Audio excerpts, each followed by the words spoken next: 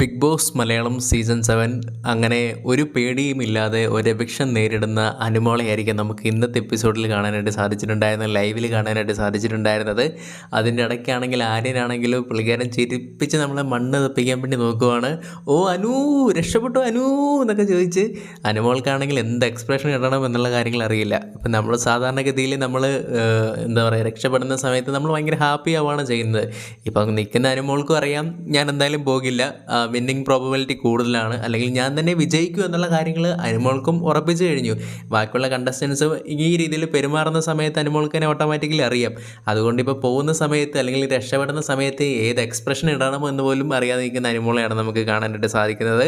അവസാനം ആര്യം അത് കെട്ടിപ്പിടിക്കാൻ വേണ്ടി പോകുന്നുണ്ട്, മൈൻഡ് ചെയ്ത് പോകുന്ന അനുവിനെ നമുക്ക് കാണാനായിട്ട് സാധിക്കുന്നുണ്ട്. എന്ത് ചെയ്യാൻ പറ്റും, ഈ ഒരു സീസൺ എന്ന് പറയുമ്പോൾ അങ്ങനെ തന്നെയാണ്. ഇവിടെ ഒരാളെ മാത്രമായിട്ട് നമുക്ക് കുറ്റം പറയാൻ പറ്റത്തില്ല.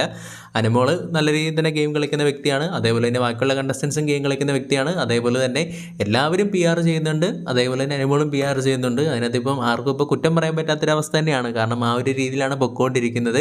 പിന്നെ ആര് വിജയിച്ചാലും, ഇപ്പോൾ അനുമോള് വിജയിച്ചാലോ, അനീഷ് വിജയിച്ചാലോ, ഷാനവാസ് വിജയിച്ചാലോ, അക്ബർ വിജയിച്ചാലോ, നെവിൻ വിജയിച്ചാലോ, ആര് വിജയിച്ചാലും അവരെല്ലാം PR കൊണ്ട് മാത്രമേ വിജയിച്ചു എന്ന് ആൾക്കാർ പറയുകയുള്ളൂ. കാരണം ആ ഒരു രീതിയിലാണ് ഇപ്പം നമ്മുടെ സീസൺ നിൽക്കുന്നത്.